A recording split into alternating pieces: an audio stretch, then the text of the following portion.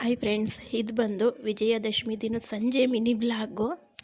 ಊರಿಂದ ಅಕ್ಕ ಬಾವ ಹುಡುಗರು ಎಲ್ಲರೂ ಬಂದಿದ್ರು. ಲೈಟಿಂಗ್ಸ್ ನೋಡಬೇಕು ಅಂತ ಹೇಳಿದರು. ಸೊ ಹಾಗಾಗಿ ಅವರು ಬೆಳಿಗ್ಗೆನೇ ಬಂದರು. ಬೆಳಿಗ್ಗೆ ಬಂದು ಅವರು ಅರಮನೆ ಫ್ಲವರ್ ಶೋ ಎಲ್ಲನೂ ಕೂಡ ನೋಡಿಕೊಂಡು ಇನ್ನು ಮನೆಗೆ ಬಂದು ಫ್ರೆಶ್ ಅಪ್ ಆಗಿ ಈವ್ನಿಂಗು ಲೈಟಿಂಗ್ಸ್ ನೋಡಬೇಕು ಅಂತ ಹೇಳಿದ್ರು. ನಾವು ಸ್ವಲ್ಪ ರಶ್ ಇರುತ್ತೆ ಬೇಡ ಅಂತ ಹೇಳಿದ್ವಿ.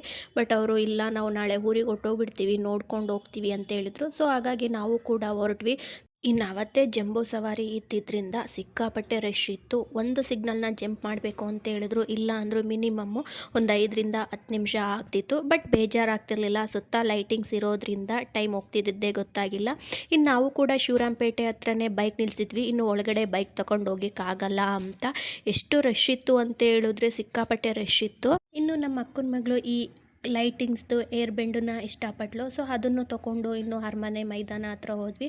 ಇನ್ನು ಒಳಗಡೆ ಬಿಡ್ತಾರೆ ಅಂದ್ಕೊಂಡು ಹೋದ್ವಿ. ಬಟ್ ಒಳಗಡೆ ಬಿಟ್ಟಿಲ್ಲ. ಬಿಫೋರ್ ಲಾಸ್ಟ್ ಇಯರು ಬಿಟ್ಟಿದ್ರು. ಸೊ ಹಾಗಾಗಿ ಈ ವರ್ಷವೂ ಬಿಡ್ತಾರೆ ಅಂದ್ಕೊಂಡು ಹೋದ್ವಿ, ಬಿಟ್ಟಿರಲಿಲ್ಲ. ಇನ್ನು ಜಂಬೂ ಸವಾರಿಗೆ ಹೋಗಿದ್ದ ಆನೆಗಳೆಲ್ಲ ರಿಟರ್ನ್ ಬರುತ್ತವೆ ಅಲ್ವಾ, ಅದನ್ನು ನೋಡ್ಕೊಂಡು ಹೋಗೋಣ ಅಂದ್ಕೊಂಡು ಅಲ್ಲೇ ವೆಯ್ಟ್ ಮಾಡಿದ್ವಿ. ಸುಮಾರು 1 ಅವರ್ ಅಷ್ಟು ವೆಯ್ಟ್ ಮಾಡಿದ್ವಿ. ಸೊ ಬರೋವರೆಗೂ ನಮಗೂ ಸ್ವಲ್ಪ ಟೈಮ್ ಪಾಸ್ ಆಗಲಿ ಅಂತ ಹೇಳ್ಬಿಟ್ಟು ಚುರುಮುರಿ ಎಲ್ಲ ತೊಗೊಂಡು ತಿಂದ್ವಿ.